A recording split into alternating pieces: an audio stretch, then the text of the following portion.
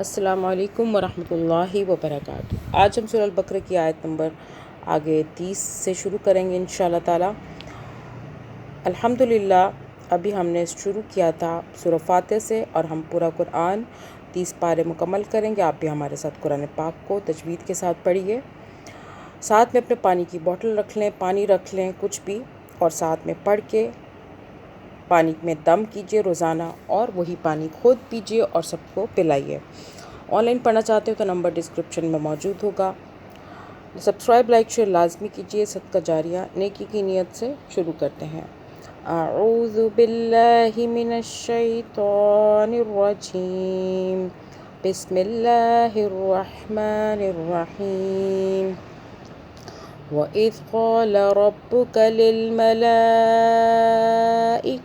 इन्नी जाइलुन फ़िल अर्दि ख़लीफ़ा क़ालू अतजअलु फ़ीहा मन युफ़सिदु फ़ीहा वयस्फ़िकु द्दिमाअ वनहनु नुसब्बिहु बिहम्दिक वनुक़द्दिसु लक क़ाल इन्नी अअलमु मा ला तअलमून वअल्लम आदमल अस्माअ कुल्लहा थुम्मा अरदहुम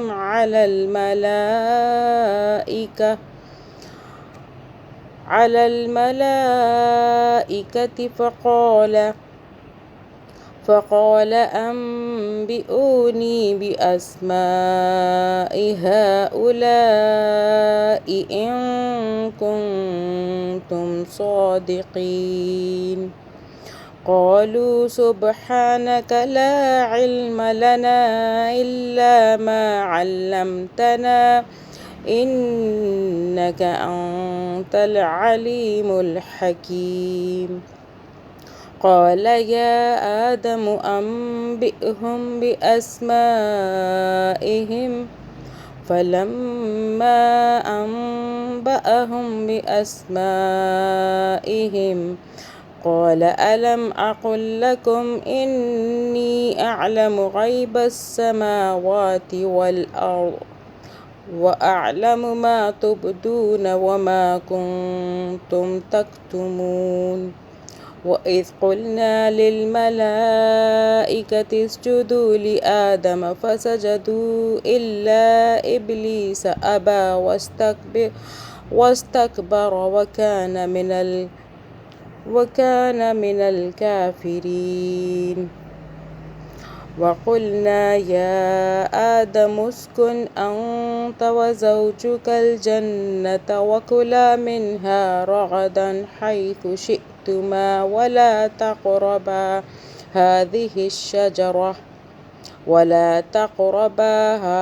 الشجرة فتكونا من الظالمين فأزلهما الشيطان عنها فأخرجهما مما كانا فيه وقلنا اهبطوا بعضكم لبعض عدو ولكم في الأرض مستقر ومتاع إلى حين فتلقى آدم من ربه كلمات فتاب عليه إنه هو التواب الرحيم.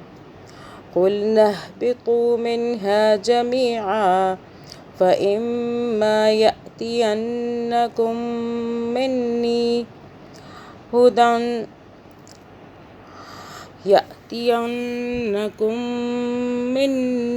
هدى فمن تبع هدايا فلا خوف عليهم ولا هم يحزنون. والذين كفروا وكذبوا بآياتنا أولئك أصحاب النار هم فيها خالدون. يا بني إسرائيل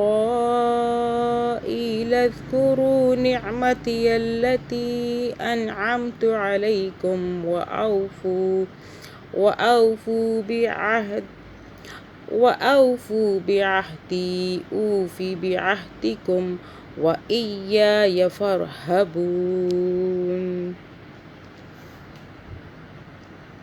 وآمنوا بما أنزلت مصدقا لما معكم ولا تكونوا أول كافر به ولا تشتروا بآياتي ثمنا قليلا وإياي فاتقون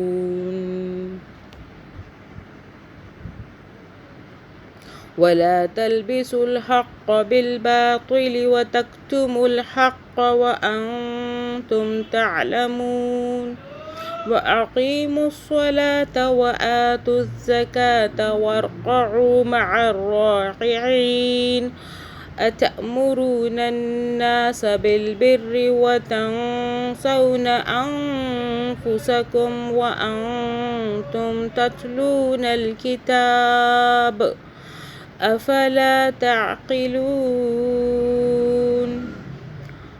واستعينوا بالصبر والصلاة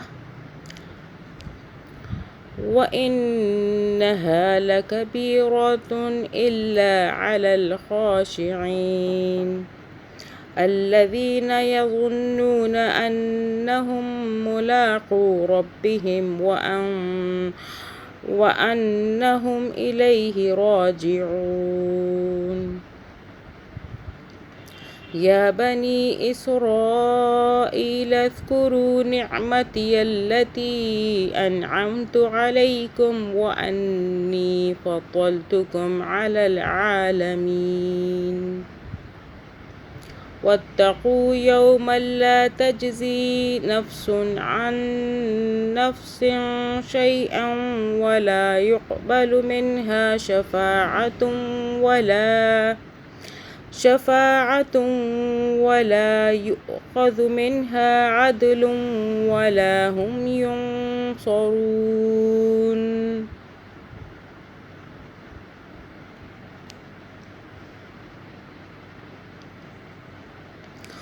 وإذ نجيناكم من آل فرعون يسومونكم سوء العذاب يذبحون أبناءكم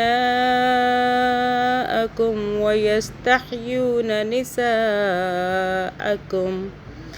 وفي ذلكم بلاء من ربكم عظيم وإذ فرقنا بكم البحر فأنجيناكم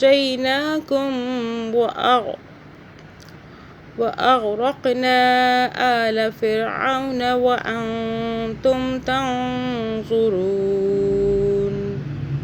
صدق الله العظيم اللهم صل على محمد وعلى آل محمد